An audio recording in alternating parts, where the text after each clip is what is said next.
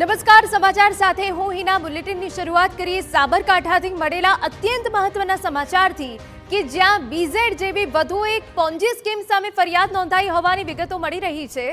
હિંમતનગરમાં AR કન્સલ્ટન્સીમાં રૂપિયા ફસાયાની ફરિયાદ મળી છે. હિંમતનગરના વ્યક્તિના 4.46 લાખ રૂપિયા ફસાયાનો દાવો કરાયો છે.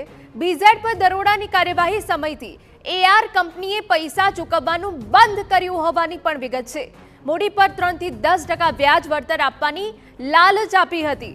હિંમતનગર પોલીસે એઆર કન્સલ્ટન્સીના સંચાલકો સામે ગુનો નોંધ્યો હોવાની પણ વિગત. અમારા સંવાદદાતા અવનીશ ગોસ્વામી વધુ વિગતે વાત કરવા જોડાયા છે. અવનીશ, પૂરી વિગત. એના વાત કરવામાં આવે તો બીજા કૌભાંડ બાદ વધુ એક કૌભાંડ સામે આવી રહ્યું છે. જે પ્રકારે એઆર ગ્રુપ જે છે તે બીજા કૌભાંડ વખતે પણ ચર્ચામાં આવ્યું હતું ને તેને લઈને પણ રજૂઆતો હાથ ધરવામાં આવી હતી કે આ એઆર ગ્રુપની અંદર પણ આ જ પ્રકારે પોન્જી સ્કીમ ચલાવીને લોકોના પૈસા ફસાયા છે, રોકાણકારોના પૈસા ફસાયા છે. પરંતુ ત્યારબાદ અત્યારે હવે સ્થાનિક પોલીસ દ્વારા આ મામલાની ફરિયાદ દાખલ કરવામાં આવી છે. ફરિયાદની અંદર એક વ્યક્તિએ પોતાના લગભગ 4.5 કરોડ જેટલી રકમ બે જુદી જુદી આ ગ્રુપની બે જુદી જુદી જે એજન્સીઓ ખોલવામાં આવી હતી તેની અંદર રોકાણ કરવામાં આવ્યું હતું. રોકાણ ઉપર તેમને 3 થી 10% જેટલું વળતર મળવાની લાલચ આપવામાં આવી હતી. ગત ડિસેમ્બરથી એટલે કે જ્યારે બીજેડ ઉપર કાર્યવાહી શરૂ કરવામાં આવી હતી, બીજેડ કૌભાંડ લઈને જે કાર્યવાહી શરૂ કરવામાં આવી ત્યારથી વળતરની રકમ ચૂકવવાની બંધ કરી દેવામાં આવી હતી. જે આજ સુધી નહીં ચૂકવાતા આખરે જે રોકાણકાર હતો તે પોલીસ મથકે પહોંચ્યો હતો અને પોલીસ મથકે ફરિયાદ નોંધાવી હતી.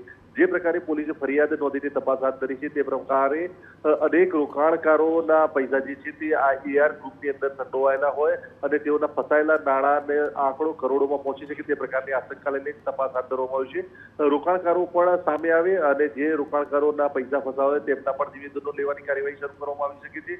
જીપીઆઈડી એક્ટ હેઠળ આ ગુનો નોંધવામાં આવ્યો છે. એટલે કે જે પ્રકારે બીજેડ કૌભાંડ સામે પણ કાર્યવાહી કરવામાં આવી હતી તે જ પ્રકારની કાર્યવાહી જે છે તે હિંમતનગર પોલીસ દ્વારા શરૂ કરવામાં આવી છે. એટલે કહી શકાય કે જે પ્રકારે એઆર ગ્રુપ શરૂઆતથી ચર્ચામાં હતું તે જ પ્રકારની કાર્યવાહી જે છે તે શરૂ કરવામાં આવી છે.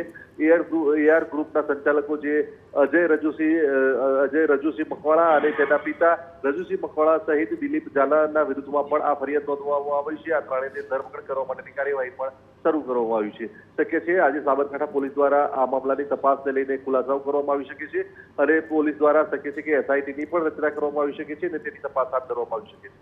બિલકુલ, આભાર તમામ વિગતો બદલ. તો હિંમતનગરમાં એઆર કન્સલ્ટન્સીમાં રૂપિયા ફસાયાની ફરિયાદ જે સામે આવી છે. 4.46 લાખ રૂપિયા ફસાયાનો દાવો છે.